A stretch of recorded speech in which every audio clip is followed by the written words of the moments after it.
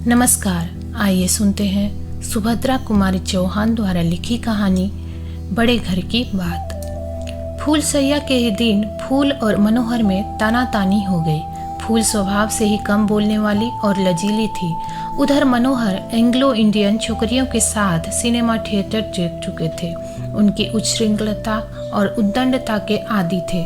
वे सपना देख रहे थे कि उनके कमरे में पैर रखते ही नववधू मुस्कुराती हुई हेलो डार्लिंग कहकर उन्हें बिठाएगी, उनसे घुल कर प्रेम की बातें करेंगी और उन्हें जबरन अपने पास बिठाए रखेगी। वे उठना चाहेंगे तो वह उठने न देगी। लच्छेदार बातों से उन्हें उलझा रखेगी।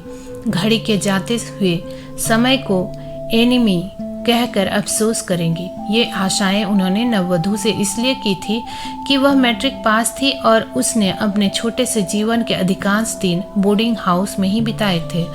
जिस समय मनोहर फूलों का हार गले में डाले इत्र में बसे बसाए अपने कमरे में आए, नववधू फूल लैंप के पास खड़ी चुपचाप एक पुस्तक के पन्ने पलट रही थी। किसी अज्ञात आशंका से वह रह रहकर कांप सी उठती थी। उसके पति होते हुए भी मनोहर आज तो उसके लिए परपुरुष ही थे। उनसे कैसे बोलूंगी, क्या कहूंगी, कहीं कोई बेवकूफ ही ना हो जाए। फूल मन ही मन बहुत घबरा रही थी। अचानक किसी के हल्के पैरों की आहट होते ही वह पुस्तक छोड़कर एक कोने में सिमट कर खड़ी हो गई। मनोहर बाबू अपना यह अपमान न सह सके। एक क्षण तो वह चुपचाप खड़े रहे, फिर तिरस्कार भरे स्वर में बोले, क्या स्कूल और घर में यही शिक्षा मिली है कि आए हुए पति की तरफ पीठ करके खड़ी हो जाओ? फूल सिहर उठी किंतु कुछ बोली नहीं। मनोहर का पारा और गर्म हो गया। कठोर स्वर में बोले, मैंने तो समझा था पढ़ी लिखी है तो कुछ अक्ल भी होगी, लेकिन वही गंवार की गंवार। इस पर भी जब वह कुछ न बोली तो वह छल्लाए हुए उठे और फूल का घूंघट जोर से पीछे से खींच लिया। रेशमी साड़ी थी, मुंह के साथ उसका सिर भी खुल गया। पल्ला पीठ पर आ रहा। फूल बोली तो कुछ भी नहीं, मगर फौरन ही अपना सिर ढककर कमरे से बाहर हो गए। मनोहर गुस्से से शक्ल चुड़ैल की नखरे परियों की कहते कहते सीढ़ियों से नीचे उतर गए। फूल चुपचाप आंसू बहाती हुई खड़ी रही। अचानक मनोहर को बाहर जाते देख उसकी बहन यशोदा ने आकर पूछा, क्या हुआ भौजी, भैया क्यों चला गया? फूल ने कोई उत्तर न दिया। वह अपनी ननद से, जो उसकी सास की जगह पर थी, कुछ सहानुभूति की आशा रखती थी, मगर यहाँ उल्टा ही हुआ। यशोदा ने फूल को झकझोर कर कहा, बोलती क्यों नहीं चंडालिन? दो बात भैया से कर लेती तो क्या तेरी जबान घिस जाती? एक वह थी जिसने उसके जी को जला जला कर उसे आधा कर दिया। अब तू आई है तो तेरे ये लक्षण। आदमी का मिजाज भी देखना पड़ता है, जिसमें खुश रखे वही करना चाहिए, पर आजकल की छोकरियों का मिजाज भी तो सातवें आसमान पर रहता है। फूल आंसू बहाती रही। ननद की बातों का भी उसने कोई जवाब न दिया। इस घटना के बाद कई दिन बीत गए। मनोहर ने पत्नी की तरफ आंख उठाकर भी नहीं देखा। वे अपने राग रंग में मस्त थे। विवाह तो उनकी बहन ने जबरदस्ती करवाया था। पहली स्त्री से एक बच्चा था। बच्चा जब तक जीता रहा तब तक तो विवाह की जरूरत न जान पड़ी, लेकिन एक दिन जब वह बच्चा भी माँ का अनुगामी हुआ तो इतनी बड़ी जायदाद का कोई वारिस तो होना चाहिए। इस ख्याल से यशोदा ने भाई के सामने रो धोकर उन्हें जबरदस्ती विवाह के लिए मजबूर किया। यशोदा विधवा थी, यह सब जायदाद भी उसी की थी। मनोहर को 6 महीने की उम्र से पाला था। मनोहर ही उसका पुत्र या भाई सब कुछ था, किंतु दोनों भाई बहन एक से रूखे स्वभाव के, तुनुक मिजाज, बाहर अच्छे और भीतर खट्टे थे।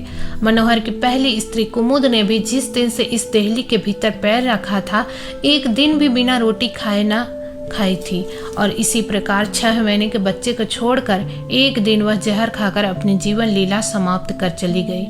बड़े घर की बात बाहर कहाँ जाती है।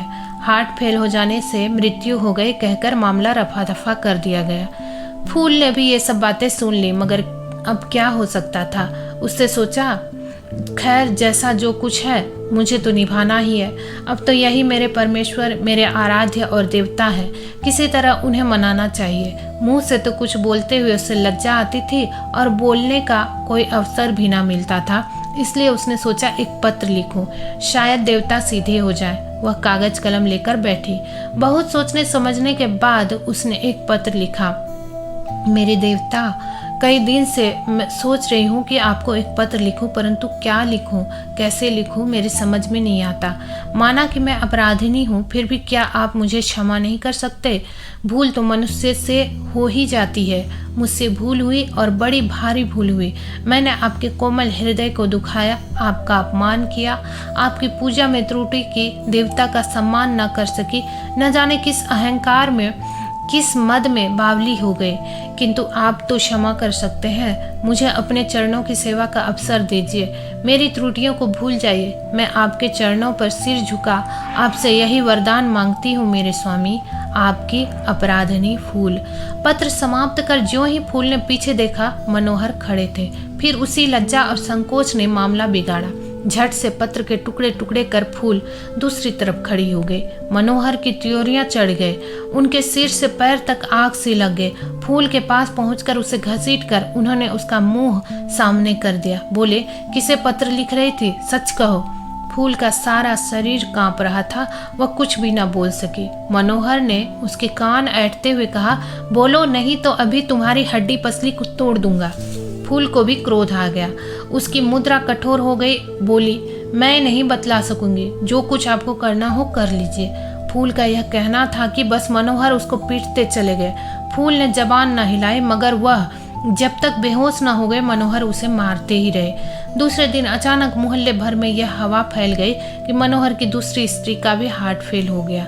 अर्थी के साथ बहुत से लोग थे जो असली वाकये से वाकिफ थे, मगर शहर के इतने बड़े और पायदार आदमी के खिलाफ जबान खोलने की किसकी हिम्मत थी? मर गई तो मर भी जाने दो, स्त्री ही तो थी, कल तीसरी आ जाएगी। दोस्तों, उम्मीद है आपको ये कहानी पसंद आई होगी।